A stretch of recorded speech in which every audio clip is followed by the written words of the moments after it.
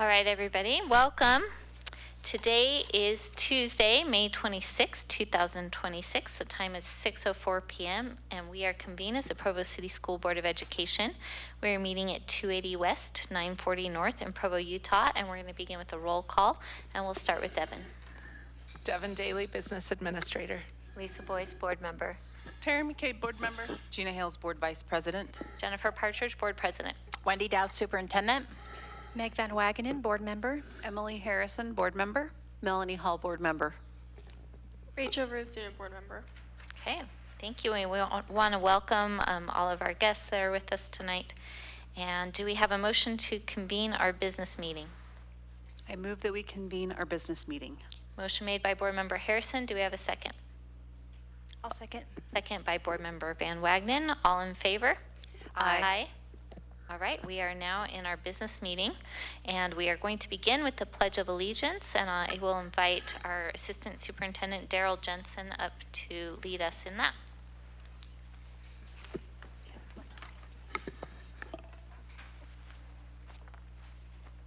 Please join me in the pledge.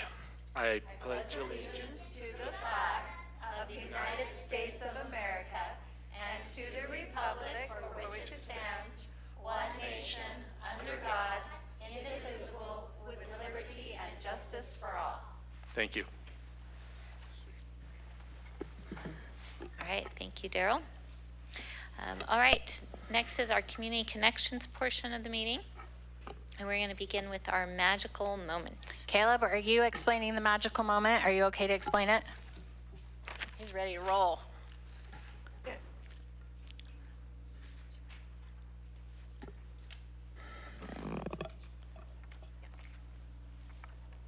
For the magical moment this month, we went over to Provost and watched their field day. Provost is a little bit unique where the sixth graders run the field day. So we were able to get footage of them running the field day, talk to the principal a little bit about what that means for the school and how they operate that, and just recognize the things that the sixth graders are doing at Provost.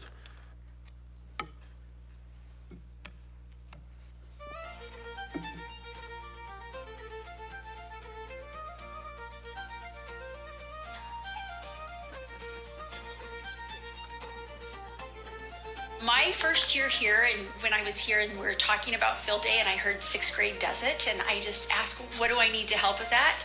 And Mr. Sprunger was like, we do it, we've got it. And I was like, okay, so I observed and I was so impressed. And every year I've continued to just be more impressed because they really do it. The students, they get into groups of 3 to 4, and they run all the stations. They prep the games, they do the games, they facilitate the games, and the teachers, whether it's the class that's actually participating in the game, they observe. The students really do plan, lead, and run the games. The biggest thing is they are able to see themselves as leaders, and they are actually doing the things that we want them to do. I love seeing the students maybe that struggle even having a voice, or maybe even students that might struggle with behavior, leading a classroom of younger students in a game. And it really is fun to see these sixth graders step up to the responsibility, and they just go with it, and they do such an amazing job. Like, it runs so smoothly. This is a school with a lot of tradition, and I love that the younger students get to see what they can participate in when they're in sixth grade. We are Cougar Strong here at Provost. Our sixth graders, they really typify all of that as they put on field day for us. And the younger students, they get to see themselves, being in that role in a few years, and then eventually they do get to do it. I cannot say enough good about it and what it really does for our sixth graders in helping them be leaders, but also our younger students see like that is where they want to be when they are in sixth grade, and to be able to have those skills to lead.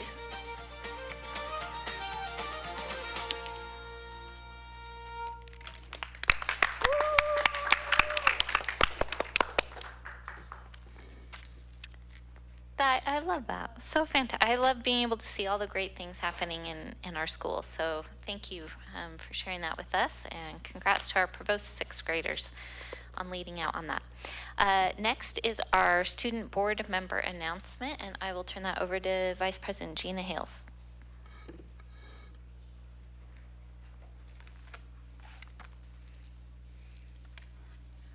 Hello, board. This is a different viewpoint. It's kind of nice. We have our last 2 weeks ago, last meeting, we announced our 10th student board member, and we were able to do some interviews at Provo High, and we have selected our student board member from Provo High, and that is Shia Ward. Shia, you want to stand up? Everybody give her a hand.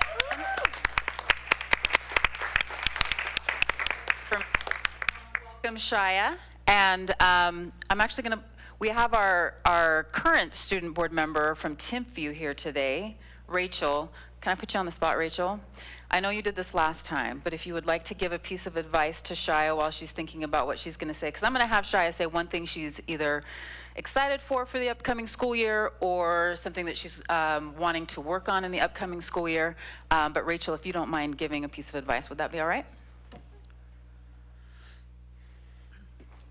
Alrighty, I'm so glad to have the honor to be able to do this again. But as a student board member, I feel like I learned a lot about how the Board of Education works and the many levels and the amount of trainings and all the things that our teachers and our parents put in time to help work in our community. I think a big thing was looking out for your peers and trying to understand their different viewpoints, because although I feel like I understood where I was coming from, my friends were coming from, when I was able to interact with a bunch of different peers, I got to see how their priorities and how that might have not aligned with mine, but that I was able to still speak out for them, especially during the student advisory council meetings where I was able to interact with even the other schools. So being able to interact with Provo High, and you'll be able to interact with Timpview High, realizing we have so many more things in common. And that's all I have for us.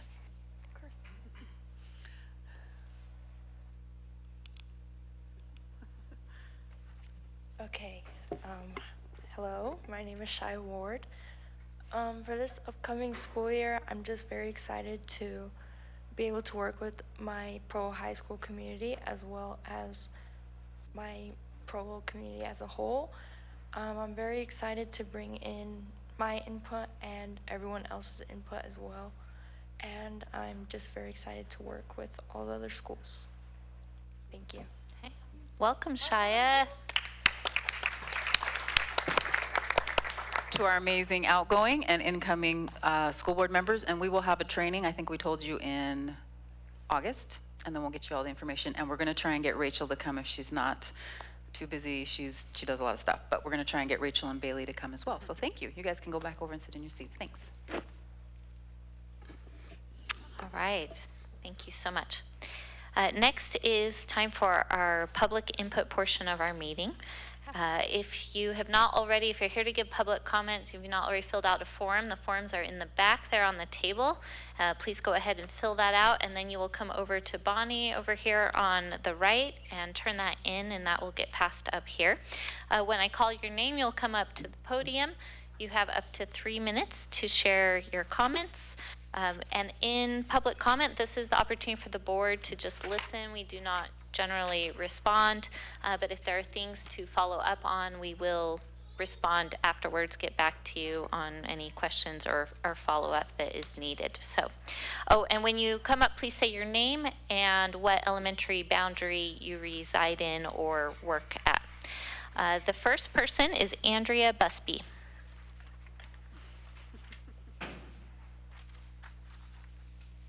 Hello. My name is Andrea Busby. I'm the mother of 2 Timpanogos students. I live in the Timpanogos boundaries, literally across the street from the school.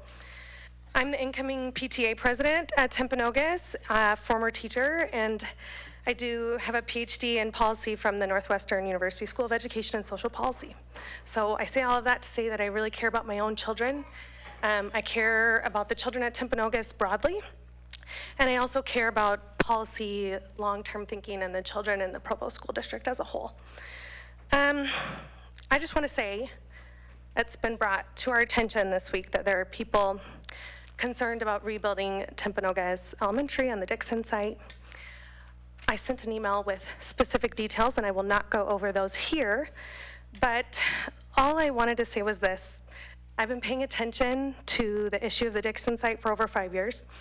I've attended multiple school board meetings and the community meetings that have been held at Dixon and Timpanogos Elementary, and I have been impressed with how careful and thoughtful the school board has been in considering what to do on the site. I have heard from people that it seems to them that this is some sort of a rash decision, that it's not thoughtful or financially wise. But as someone who's been paying attention for the whole time that we've been having this conversation, I do not agree. I think the decision to move Timpanogos is a forward-thinking decision, and it's a forward-thinking decision that has the primary consideration of what is best for students in the long term in Provo School District. As someone who myself would have to travel farther to get my children to the new site, I will be happy to see a CTE program across the street from my home. I would be happy to see people in my community to have a site accessible by public transportation. And I would love to see the children in Timpanogos Elementary with more space, both indoors and outdoors. And I leave you with that. Thank you. Thank you so much, Andrea.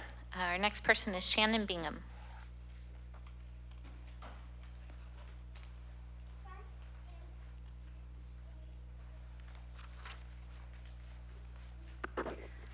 Good evening.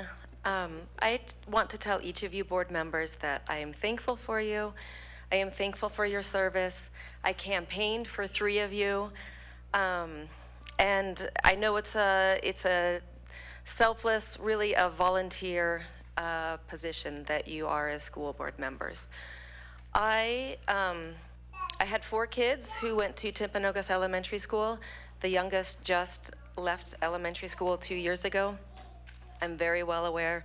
My oldest went to school in kindergarten when the school first opened in 2008. And it's been a great school for my kids, especially the oldest 2. So it was built for 500 students. When, you know I've been following this issue for many years, ever since Provo High was moved out to the lake, and then Dixon was moved out to the lake, and the conversation about what are we going to do with Dixon when it's a blank slate. And I stayed quiet the last couple of years when the discussions were happening, and just thought, oh, okay, you want to use it for an elementary school, you want CTE and CAPS and possibly the district offices to go in Timpanogos. Okay, that's all right.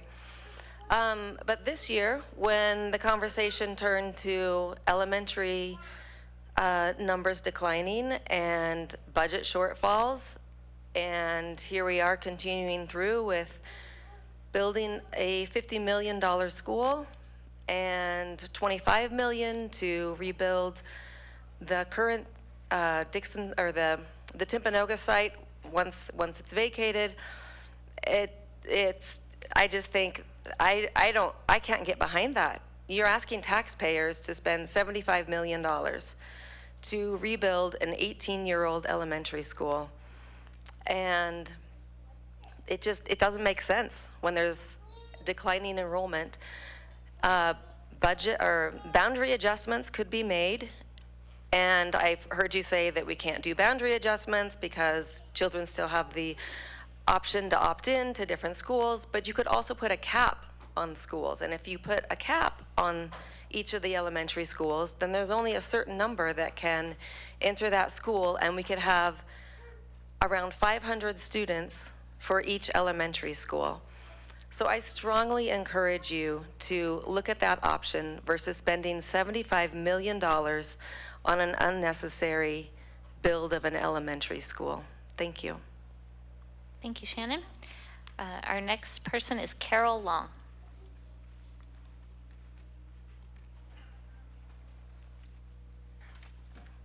Hi, thank you for letting me share my thoughts.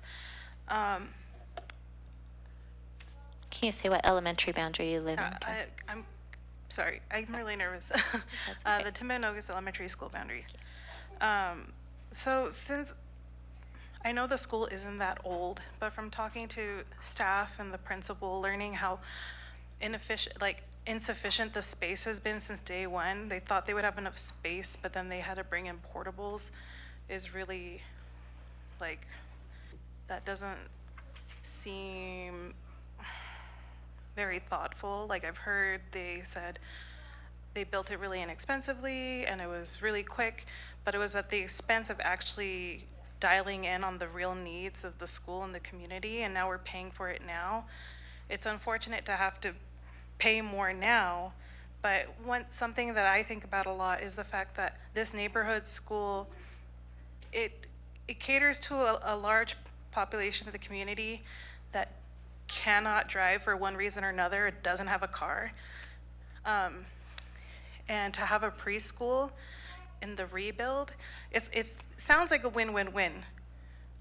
To have a preschool in the elementary school and also to have a CTE in the community would really enrich the community, but also I watch other parents take their kids to Timpanogos and then walk all the way to the nearest preschool across town because they don't have other choices.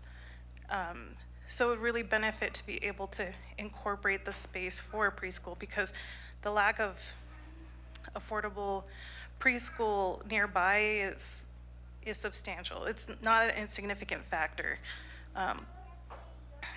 And we've heard stories from like the principal of kids running into 500 West, which is a really sketchy, dangerous, wide, fast road. So to even be able to shift it over a block or two makes a big difference in safety. And then there's like the noise pollution and the fact that compared to the other schools, these kids get less green space than the other kids, which feels unfair. I know I haven't been here long, but I think all the kids deserve a chance to have a space and feel like the staff that's taking care of them also feels supported, and the staff would feel really supported by having a facility that has been more thoughtfully and carefully built than the one they were given. That's it. Thank you. Thank you, Carol. Next is Dave Connect.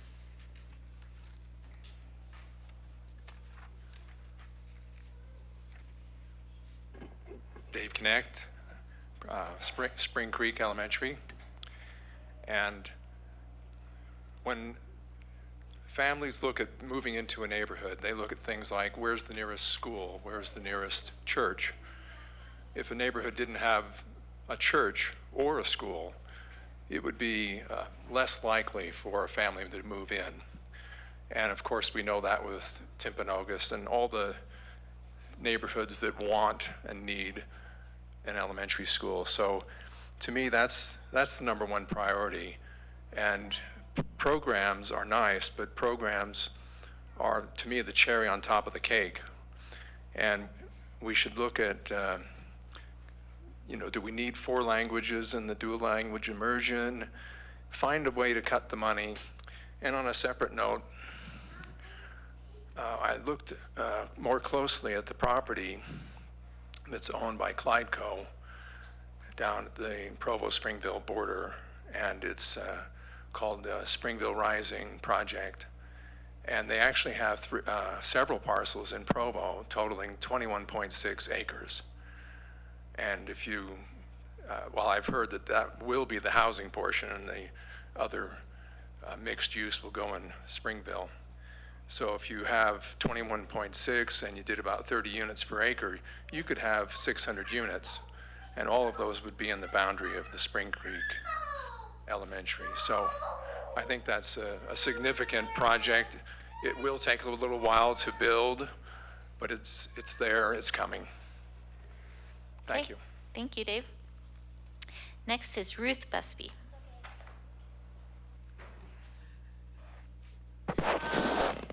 Why we should rebuild Timpanogos. Hello, my name is Ruth, and I want to talk about why we should rebuild Timpanogos. I think that Timpanogos needs more space. I've seen a lot of examples of that when I have been at my school doing my thing. Here are just a few. Our gym, our field, our coach's office, and our portable. Our gym. Sometimes our PE teacher lets us have free time. During this, she has to put cones between us because if she didn't, we would probably fight over space. Our field. Our field does not have enough space for all of us. Several times, me and my friends have been hit by a ball in the head or had a ball nearly miss us. As you can imagine, this is uncomfortable, scary, and actually hurts. Also, when I was building a fairy garden, some 5th graders had so little space they had to play right next to me. In result, their ball destroyed my fairy garden several times. Our coach's office. I've seen my coach's office several times while we were talking about what our PE class is going to be like today. By office, I mean tiny desk crammed into a tiny closet filled with PE stuff. I think our coaches deserve better than that. Way better. And our other specialty teachers don't even have an office. Our portable. We have so little room that our art and music teachers don't even teach inside the school. They teach into a portable, squished into 2 tiny classrooms. Well, in conclusion, I think that rebuilding Timpanogos in the Dixon lot is a good idea. It provides more space for everyone to use. Thank you, Ruth. That's right. It's scary for adults to get up there, and I'm super impressed how well you did with that, Ruth. Thank you. Next is Robin Roberts.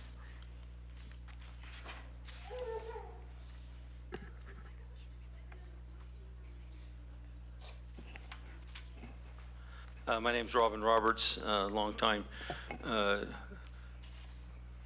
community member of Provo City. All of my children, we had 6 children, all went through the Provo School District program all the way through. It's been great. My only concern is things have changed. Number one, people aren't having as many children. Matter of fact, the statistics is 1.6. So I don't know where they get the 0.6. We didn't have one of those, but that I don't see that changing. So we're going to have less children being born into the families. Number 2 is the charter schools. We've had a decline. It's been 3 years, statistically, what I looked up for Provo School, the district of children coming into the area. And for 3 years, and that looks like that might continue. Statistically, it looks like that there is going to be a continued decline. And that is one of the reasons is that the charter schools are taking a big share of students. We need to figure out why they're doing that and try to address that so that you can get students to come to the public school system. If not, that's going to be continued decline. Number 3 is the immigration. In 2023, there were close to 30,000 immigrants that come into Utah County. As of July of 25, there were 7,300. I looked at the statistics for this year. They don't have it until the end of July, but it says it's in a decline, a continued decline. That's going to probably continue. You know, the border's been closed. The new administration is looking at immigration differently than it's been in the past. You've got to take that into consideration. I know that this has been years, and I understand the whole purpose of this Timpanogos rebuild. And probably 3 or 4 years ago, that looked really good. But now you got to start looking into the future.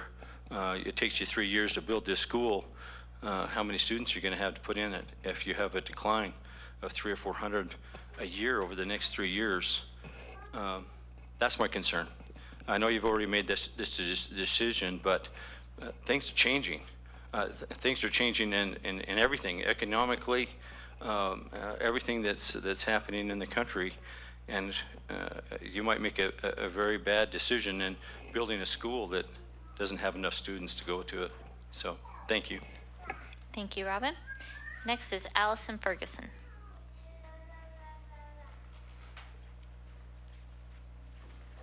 Good evening. I'm Allison Ferguson. I work at Timpanogos. I've worked there for the last 26 years. I live in Springfield. I've lived there for the last 26 years. Or excuse me, not Springville, Spring Creek, sorry. I have seen a lot. First of all, I do want to thank you all. This is, like someone said before, a very thankless job that you guys have. And we know that you fight for us, for the students, for the families, and for the community, and we just really appreciate that. I just want to voice my opinion that I'm not sure everyone is getting what I think might be the most important reasons in the public, not necessarily you all, but the public in general is getting kind of a mixed message, I think. I personally heard from people that the main reason for Timpanogos getting a new building is because of the number of children. Yes, we are very crowded, we're tight, but I think the bigger issue there really is the safety. I was in that building back when, in 2000 was when I started teaching, and it was very safe. Fifth West was not the road it is today. And we know that's always been a state highway, so we've never been able to have a school zone there. It's quite dangerous. And when they took out the underpass, I don't know, 7 or 8 years ago, students have to cross that road now. And that is a little scary. We've seen kids hit in the last 20 years on that road. Additionally, our field space, when they did make the improvement and build the new school, we did pick up another half a block, but because of historical homes, we couldn't take the whole thing. Being one of the largest schools, elementary schools in the district on only 1.5 square blocks, the smallest footprint in all of the district, is another issue. If you look at our behavior problems, the vast majority of them are at recess because you can't make lunch 4 hours long. And so you have lots of kids out there in a small space. We have one playground, Franklin, who is just a little bit larger than us. They've got 2 square blocks. They have 3 different playground settings of structures that you can go to, and they can spread out. We don't have that space. And I think maybe getting the word out that it's more than just a head count is the issues behind this might help the public see why it's warranted. Anyway, thank you again for all you do for us, because I, as a teacher and as well as a community member, feel how much you try to work for all of us, and you're pulled in lots of directions, and we appreciate you putting in the time to really think about and be intentional about what you do. So thank you. Thank you, Allison. Next is Ashley Larson.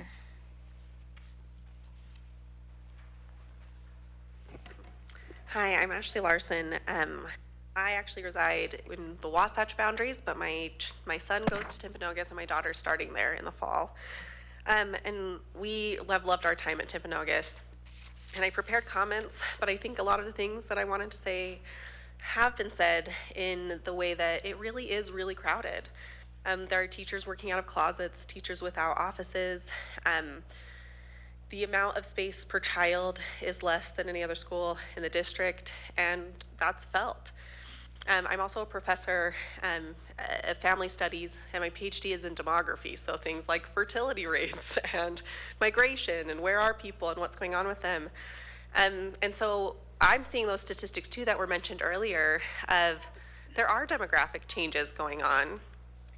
But I think I see it a little bit differently, as I want to contextualize my comments with, I know that part of why this has resurfaced and part of why people are having strong reactions to this new build is because it's going on at the same time as conversations of other schools possibly being closed, which are painful. Schools are so much part of people's communities and identities, and I really have a lot of compassion for that. At the same time, I think conflating these as the same issue is not accurate or helpful.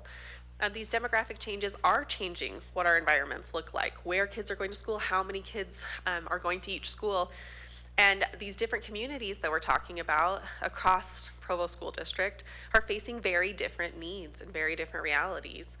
And it makes me sad that people are seeing these as competing issues, or as maybe one school is not being prioritized and another school is.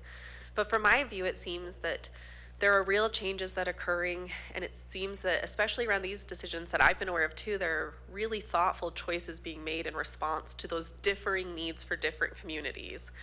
And so I would hate to see communities within Provo School District be seen as in competition with each other.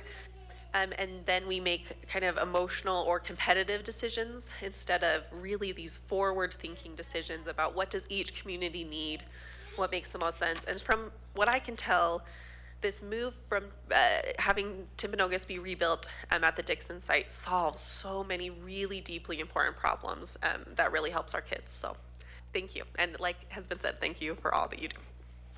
Thank you, Ashley. Next is Paris Belbach. Oh, okay. Well, then while you're getting her, we'll move on to Jordan Gibby. Oh, here she is. Oh, no. Oh, okay. Thank you, Paris. Sorry. Thank you, everybody in here and online who listened to my daughter scream a little bit. But I am Paris Spellback, and I teach 6th grade at Timpanogos. I do live in the Wasatch boundaries, if that matters. But I just wanted to talk about a few things that potentially are hurting and our students and teachers. The first point is safety. Yeah, thanks. Not only do students walk right out into 2 very busy roads in Provo, but the parking lot is full of blind spots during the school time. This year I was asked to hold the crosswalk sign for students crossing from one side of our parking lot to the next, then eventually across 500. To allow parents to see you, the adult, with the stop sign, you have to walk completely into the drop-off / waiting line. This means that if a teacher is late or a teacher is dealing with a problem down the street and kids choose to walk across that themselves, they're crossing right into traffic and you would say, why do we have parking spots right there by the crossing walk? Well, the bigger issue is that we don't have enough parking spaces for employees to park if they don't park there. The second issue is teacher prep. During teacher prep times, you would expect teachers to be making copies and answering emails. Well, if you make copies, then you're interrupting intervention classes for different grade levels, because where are they? They're in the copy room, because there's no room at our school to be holding intervention classes. And the final thing is I had the opportunity to do the SITES program that our school district offers, and it had we were able to talk with different elementary teachers and people at our district, and one of the main questions that kept coming up was, how do we get teacher retention at Provo School District? We want the best teachers here for our students, and we want experienced teachers. Well, one thing that kept coming up was around year 7, because teaching is a female-dominant occupation, that's probably most likely when teachers start having kids. Well, walking up 3 flights of stairs 9 months pregnant is kind of difficult. And in an elementary school, you're expected to walk your kids everywhere. That's the expectation, even as a 6th grade teacher. And you're thinking, yeah, they could just walk themselves, but they can't, okay? They're into different places. And so that's kind of a big issue.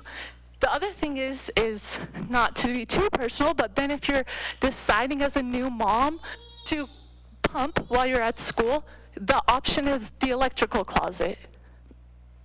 We don't have places that are supporting our teachers to stay and raise families at Timpanogos. Thank you, and thank you for dealing with my daughter. Thank you. Thank you. I hadn't even noticed the noise your daughter's making, so no big deal. All right, next is Jordan Gibby.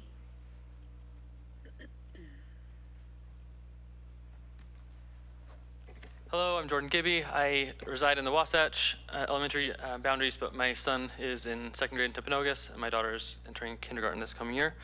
And I'm also the current community council chair at Timpanogos. I think I want to speak to a few things, and I've spoken to you all about this issue before. I appreciate the opportunity to speak to you again. Professionally, I'm a family therapist, and what I think I see from some of the comments I've seen online in opposition to the Timpanogos school is something we see in families, where sometimes you've got maybe an older sibling who gets scolded by their parents, and then they take their frustrations out on the younger sibling. To draw that parallel, I feel like there are frustrations with a different issue that are being taken out right now on the Timpanogos issue. And why do I say that? I know it's all about money, but when you take a careful look at the past conversations around this issue and the numbers, this isn't an issue of spending money or not spending money. It's not that the school district is, we want to buy a TV for the family room and we don't have money for groceries. Timpanogos has real problems that need to be fixed and need to be paid for regardless.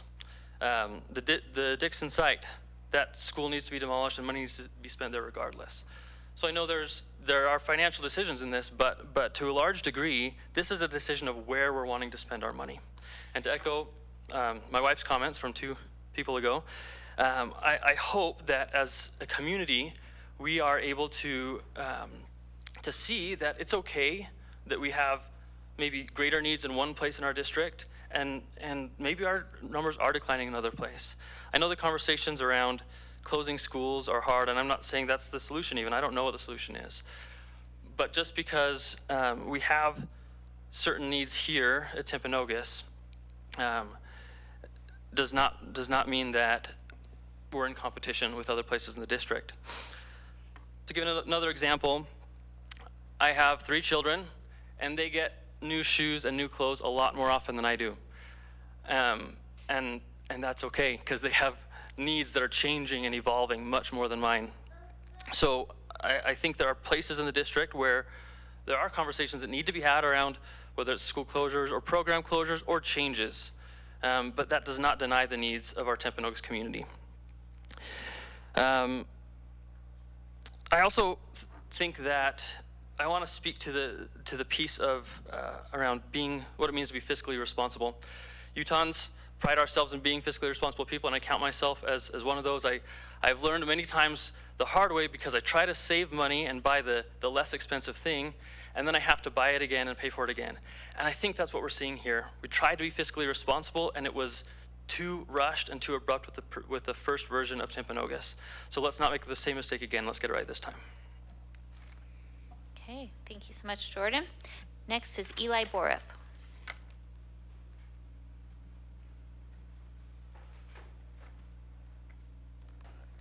I live in the Canyon Crest boundary, and my kids go to Canyon Crest. We love this school district, and I grew up here. I went to Rock Canyon Elementary, went to Centennial, went to Timpview. We were over capacity in all 3 of the schools I went to, and it led me to BYU and medical school. So being over capacity, we still got the education I needed, had great teachers, and I just want to say I feel like this is completely financially irresponsible to budget $50 million for a new school when we were just weeks ago talking about closing down schools because we didn't have enough money to fund them. I understand, every parent wants what's best for their kid. I understand you advocating for your children, get a new school, but at what cost? I mean, we already pay some of the highest property taxes, and we're decreasing in the amount of students, and somehow we still don't have enough money. And we're talking about building a $50 million new school, when again, we were talking about closing down schools just weeks ago. So I just don't completely understand it, and to be completely honest and kind of upfront, Provo School District track record for financial responsibility is not great. Wasatch was over budget, Edgemont was over budget, we didn't have enough money for Timpview, and now we're putting it together piece by piece. So it's kind of hard for me to back a school district funding $50 million for a new school when it was just built 18 years ago, especially when I went to schools that were already more than 30 years old when I was going to them, and they functioned just fine. I get that it's on a busy street, but there are many, many elementary schools nationwide that are on busy streets, and they seem to function just fine.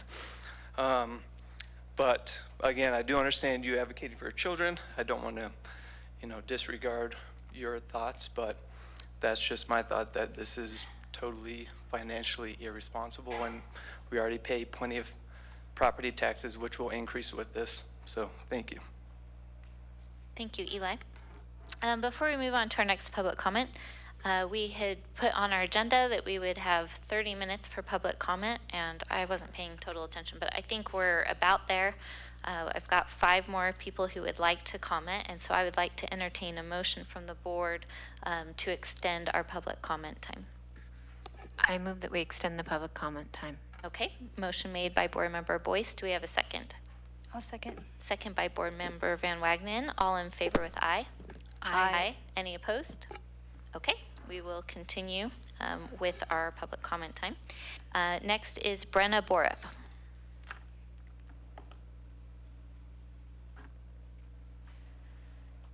I'm Brenna Borup. That was my husband. So we live in the Canyon Crest boundaries. All 4 of our children go to Canyon Crest. I went to Canyon Crest, Centennial, as well as Timpview. And still, you know, the same, echoing what my husband just said, Centennial Middle School still has the temporary, what are those? Portables, thank you, that were temporary when I went there. They're still there to this day, still over capacity. There is a lot of things, yes, watching Timpview getting rebuilt like a patchwork quilt has just like been horrendous to even like see. I wasn't here, we didn't live here, we're military at the time of that rebuild. So it's just kind of what it is now. But I do believe that I would like to point out that some solutions and ideas that I have as far as what we can do. I'm not saying that. I think with putting the school closures tabled was an excellent idea, and I feel like we could potentially still be doing this for Timpanogos. I'm not saying it never has to be rebuilt, but there was so many other options that were listed when we were meeting regarding school closures. Still making changes to administration in our school district to advocate, you know, to keep DLIs. This is what I'm saying, like keeping DLIs, stop taking schools and DLI away from the children that can't really advocate for themselves. But looking again to restructure administration, share social workers among smaller schools to the ones that are the bigger schools, and based on need, and being able to distribute it that way. Because we're the only district that has a social worker for every single school, and we are one of the smallest school districts in Utah. So I just feel like we could definitely be sharing those things, and I want to see DLI in every school. So I'm trying to keep not taking it from anybody. There's so many benefits that everybody knows about. I also am still thinking about realignment of Timpanogos, and because I even know that, you know, Terry McCabe, they have kids that go from your district to Canyon Crest to get to have for the IEP programs. I've talked to the SPED teacher at Canyon Crest, and she has agreed, thinks that we have the DLI for Spanish, and any kids that can be bused that are getting bused to Timpanogos School for any IEPs or special needs programs, that they could come to our school, that we're under capacity, we have the staff, we have a great program, and that they would be willing to take them on. So those are my suggestions. Thank you. Thank you, Brenna. Next is Leah Grove.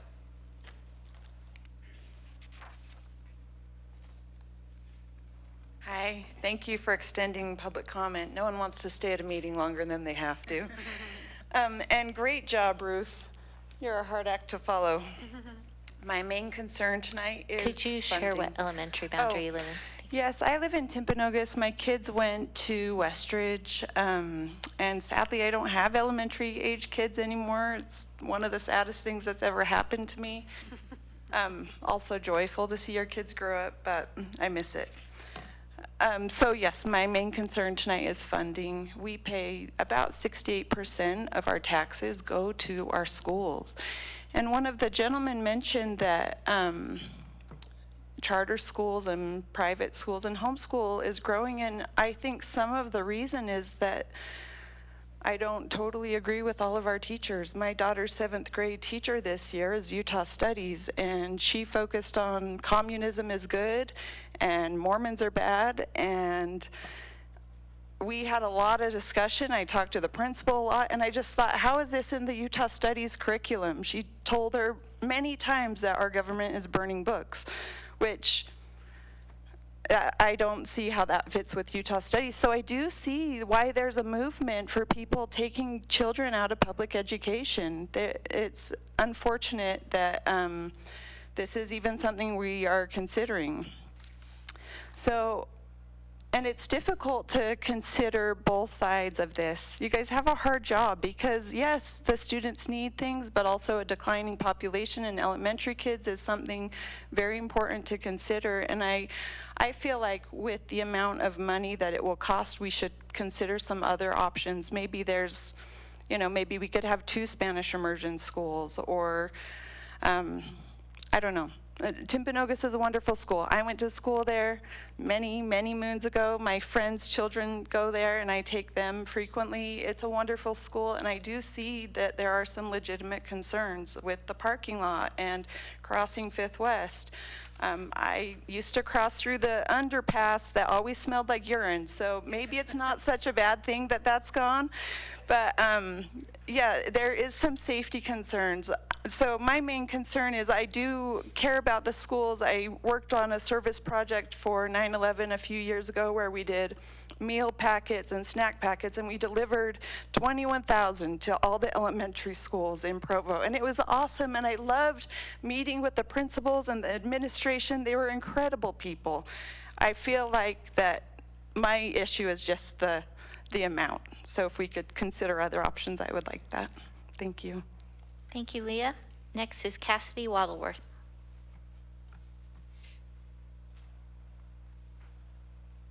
She was a lot taller than me. I'm Cassidy Waddleworth. I live in the Canyon Crest. And honestly, I'm undecided on all of this, but I just want to play devil's advocate for a minute as I've been coming to a lot of meetings and listening to a lot of people.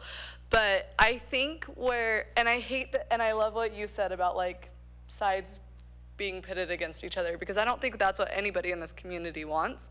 But I think what is the feelings on one side is, okay, school closures all of a sudden got brought up, right? But the Timpanogos decision had already been made, so you don't want to pull that back. And I think that, yeah, if we all, like, I know Wendy said one time, go to Timpanogos and walk in their halls, right? And I think if we did, we would have a different perspective of that. But one of the things we definitely hear time and time again is that it's overcrowded. And so it's hard when Franklin Elementary is only 0.9 miles away, and that was on the list of closure, being that it didn't have enough students. So in my head, I'm thinking, well, clearly there's got to be kids going to Timpanogos that probably live closer to the Franklin. So yes, redraw the boundaries. And then I remember when Gina said last meeting, well, yeah, but we're a choice in state, and so people are going to choose to go there anyway.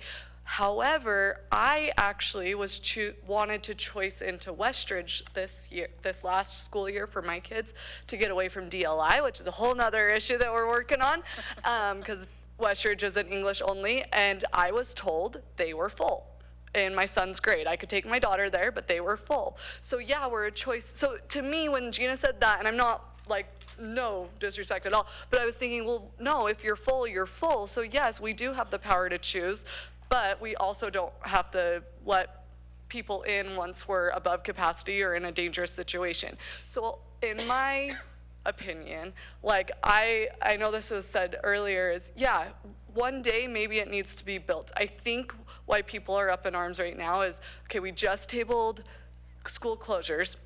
We're tabling that, but in my head, I'm thinking, when I told my mom that it got tabled, I'm all, but we'll be back here in 3 years, right? Because we haven't found a solution to save the money to not take school closures off the table completely. So until we find that solution, it truly isn't tabled. So when we think about spending all this money to build a new school, we just think, okay, that 3 years is going to be here like that, and school closures are going to happen.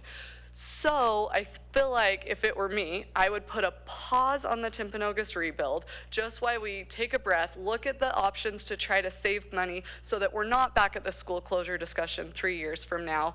Take a beat, try maybe the redistricting thing, because it sounds like, and I get, you can't take away Fifth West, the road and whatnot, but a lot of the concerns seem to be over capacity. So try the redistricting first. And I didn't run out of time this time. Thanks. Thank you, Cassidy. Next is Jen Isom.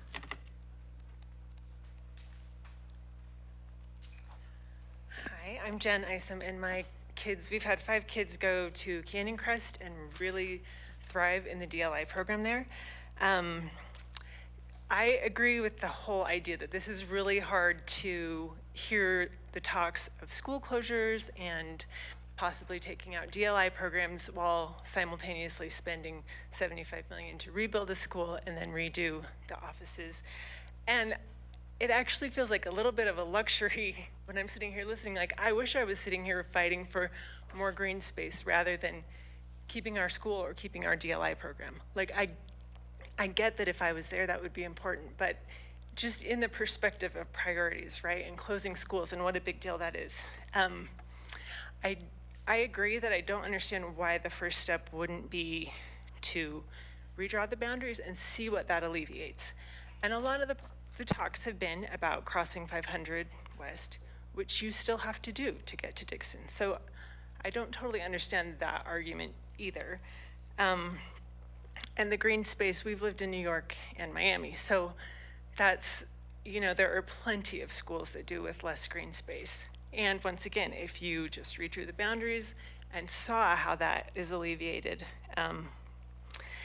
it just is a hard thing to say we don't have the money to keep all the schools open, yet we have the money to rebuild a newer school. That's a really hard thing to swallow when we're looking at being a school that gets closed or being a DLI program that gets closed and moved, and that's been a huge benefit to my family and our kids. They've done really, really well, and we love DLI, and we don't want to see any of that go away.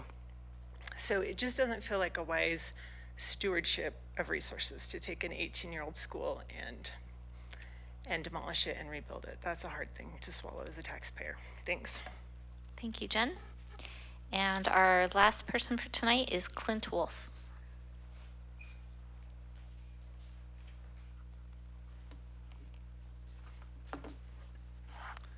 All right, yeah, my name is Clint Wolf. I'm the principal at Timpanogos Elementary. I appreciate the school board listening to me again. You already have heard me in the past, but I appreciate all of the perspectives that I've heard tonight on both sides of this issue. And I appreciate the passion even that our students, that Ruth brought out and that everyone has shared here. I love Timpanogos. I've been there for 2 years. I love those students. And I just want to share my perspective is the safety piece. That's where I'm at. That's where I'm pushing that. I think if you're a parent in a home and you see things that are unsafe for your family, you do all that you could to make sure that those kids are safe. I've worked in the district for several years, and I've seen kids be hit by cars. I've seen some of our kids lose their lives that way. For myself, I'm not the one footing the bill, but I don't know what kind of price we can put on that. Myself, I've chased several kids and saved them inches from going into 500 West. So for me, I am pretty passionate about we need to get this school off of 500 West. There are kids at our school that have many mental health challenges. They don't understand the safety concerns of 500 West and the way our school's set up. You can't lock kids in the school, so they can take off and go at any time. And like I said, many times we're stopping them. Jamie's our behavior specialist. She wears running shoes every day, and we're stopping these kids just before they're going into the street. It's only a few yards when they take off to get there. In addition to that, another safety concern that we're constantly dealing with is there's a bus stop that's one of the main hubs in Provo right there. Many transient people get off at that bus stop. Many people that are using drugs and alcohol that are out in front of our building and trying to get into our building. That's a constant thing that we deal with to stay vigilant on that. 2 weeks ago, we had an individual that came in just after school. Our school's not set up like the new schools are. When a person comes in, you can't see the people that come in. The secretary faces this way, and they come in over here on the side so they can catch a door and come in. And I caught that individual in the bathroom. They had their drugs out on the ground, and they were using drugs in our school. Like I said, that's a constant safety issue for me. And a safety concern for our kids. So I appreciate the board making that decision to move us to a safe place where our kids can get an excellent education and in a safe place. Thank you. Thank you, Clint. And I want to thank everybody who took the time to come tonight. I know it takes a lot to arrange your schedules to be here, and on behalf of the whole board, we appreciate the engagement that we have from those who are here tonight, those who are watching online, whether it's live or later. We've received a lot of emails, not just about the topics tonight, although we have received some emails this week, but over the last few months, especially as we've engaged in a lot of big discussions. And we have a wonderful community that engages in thoughtful ways, and even when we don't all agree about everything, we're able to communicate in just very professional and collaborative ways, and I really appreciate that. I know the board appreciates that as well, and we do value, and I'm sure you could see a lot of us taking notes on the things that you're saying, and we do take all those things in, so thank you so much. Next are business items. There are just a few things tonight on that. Those in the audience are welcome to stay. If you don't want to stay, we're not offended, but we do ask if you could just leave quietly so we can continue on with our business. And first is our large purchase request for the Franklin Kindergarten Playground. I'll have Devin explain that. So this is the last of our kindergarten playgrounds that don't have the poured in place, the safe material in the playgrounds. It's also for one piece of equipment that the rest of the equipment will be reused. All right. Do we have a motion on this item? I move that we approve the large purchase request for the Franklin Kindergarten Playground in the amount of $83,036 as discussed in open meetings tonight. Okay, motion made by Board Member Van Wagenen. Do we have a second? Second. Second by Vice President Hales. Any discussion on the motion? Okay, seeing none, all in favor with aye. Aye. Any opposed? Okay, that passes unanimously. Next is our large purchase request for Chromebooks. Devin,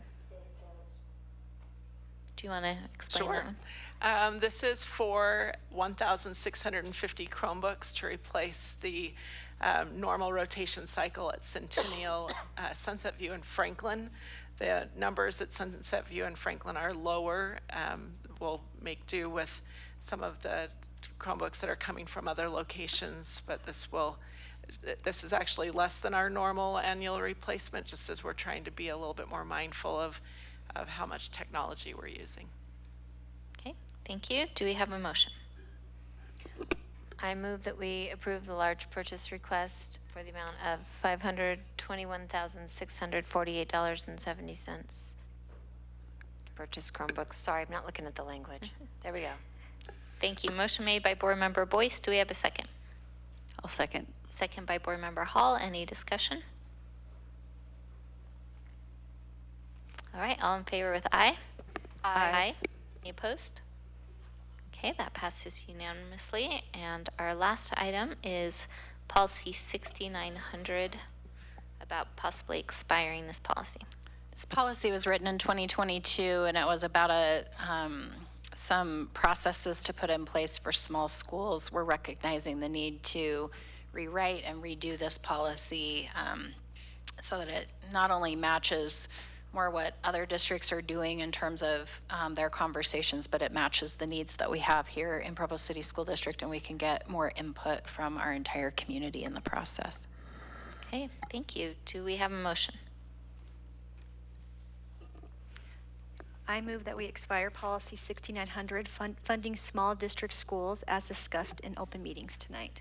Okay, motion made by Board Member Van Wagenen. Do we have a second? I'll second. Second by Board Member Boyce. Any discussion?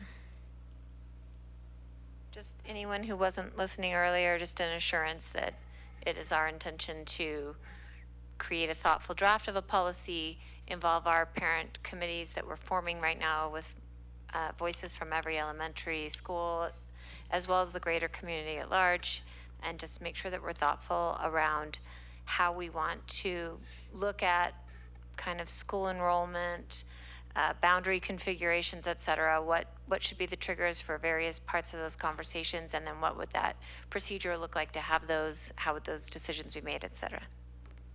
Thank you. And yes, all of our business items we have discussed previously in our study session as well, so any of them that people are wondering why we're not asking more questions now, that is why. So any other discussion on this motion? Okay, All in favor with the motion to expire policy 6900, say aye. Aye. Opposed? All right, that passes unanimously. And do we have a motion to adjourn? I move we adjourn our business meeting. Motion made by Board Member Van Wagenen. Do we have a second? I'll second. Second by Board Member Harrison. Our next meeting is June 9th, and we are adjourned for tonight.